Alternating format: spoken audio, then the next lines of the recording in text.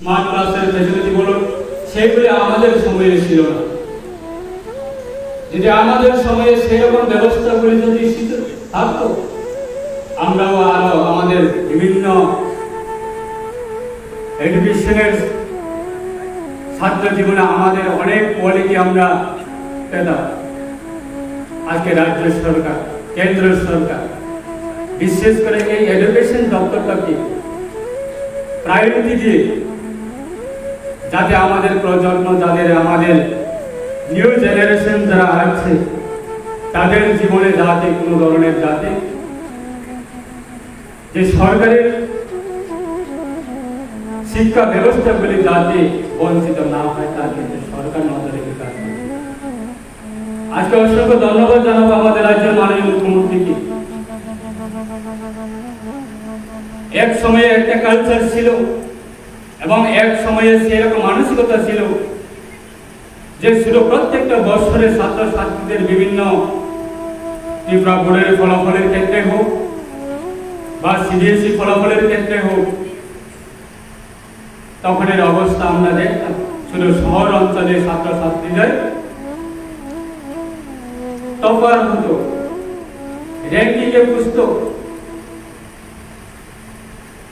যারা আগরতলা, বেসিক্যালি যারা আগরতলা এরিয়াতে যারা পড়াশোনা করেন বা হবিপুর শহরে বা বিলোনিয়া শহরে, বেসিক্যালি আমাদের মেন্টালিটি কি ছিল যে আগরতলাতে যদি আমাদের ছাত্রছাত্রী বা আমাদের ছেলে মেয়েদের যদি পড়াশোনা করতে হয়, যদি করাতে পারতাম তাহলে আমাদের ছেলে মেয়েরাও অনেক শিক্ষিত হতো। সেরকম আমাদের প্রত্যেকটা রাজ্যের মানুষের একটা মানসিকতাতে পরিণত হয়েছিল বিগত সময়ে। আজকে দিনে দাঁড়িয়ে আমরা কোনোদিনই ভাবতে পারি না আমাদের এই জেলাতে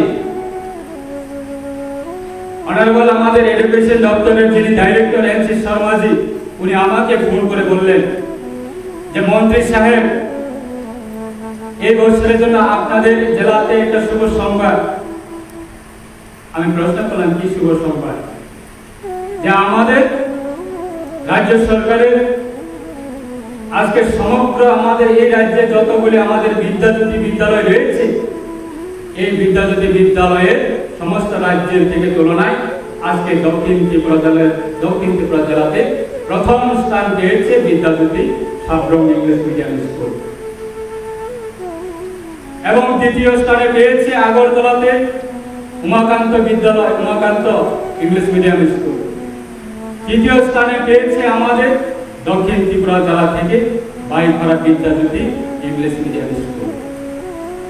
আজকে আমাদের এই রাজ্যের মাননীয় মুখ্যমন্ত্রীর নেতৃত্বে, ওনার সহযোগিতায় আজকে এই দপ্তর পরিচালনা হচ্ছে।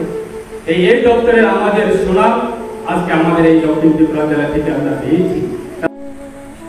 সমস্ত আমাদের যারা স্টুডেন্টরা রয়েছেন, আপনাদের অবগতের জন্য আমি বলার চেষ্টা করব যে আমাদের একজন খুব শিক্ষিত, ওনার বাণী, যিনি নেলসন ম্যান্ডেলা, উনি বলেছেন শিক্ষার সম্বন্ধে, education is the most powerful weapon which you can use to change the world. শিক্ষা হচ্ছে আমাদের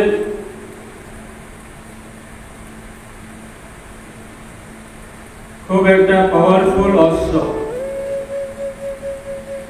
যে অস্ত্রটা আমরা ব্যবহার করে সারা পৃথিবীকে আমরা পরিবর্তন করতে পারি। আজকে ডিএম সাহেব যিনি বলার জন্য চেষ্টা করেছে, ওনার বিভিন্ন তথ্য অনুযায়ী শিক্ষা ছাড়া আমাদের সমাজ বা আমাদের রাজ্য বা আমাদের দেশ বা আমাদের প্রত্যেকটা মানুষের জীবন আমরা কোনোদিনে পরিবর্তন করতে পারি না। তাই এডুকেশন আমরা সময়ে সময়ে বলি, এডুকেশন হচ্ছে আমাদের সমাজের জন্য ব্যাকবোন। যে সমাজ আজকে উন্নত হতে গেলে তাদের প্রধান মূল প্রয়োজন হচ্ছে শিক্ষা। আজকে 10 বছর 15 বছরের আগের তুলনায় সে 10-15 বছরের আগের কথাগুলি যদি আমরা দেখি, তখন রাজ্য সরকারের বিভিন্ন স্কুলের পরিকাঠামোগুলি যদি আমরা দেখি, আমরা যখন ছোটবেলায় যখন আমরা প্রাইমারি লেভেলে যখন আমরা পড়াশোনা করতাম, তখন এই বিদ্যালয়ের অবস্থাগুলি কাঠের টুকরার মধ্যে বসে আমরা পড়াশোনা করতাম, মাটি ঘরের মধ্যে বসে আমরা পড়াশোনা করতাম, বেড়া ঘরের মধ্যে আমরা বসে পড়াশোনা করতাম, এবং বিদ্যালয়গুলি পানীয় জলের ব্যবস্থা ছিল না, বিদ্যুতের ব্যবস্থা ছিল না। আজকালের দিনে প্রত্যেকটা বিদ্যালয়ে আজকে বিল্ডিং হচ্ছে।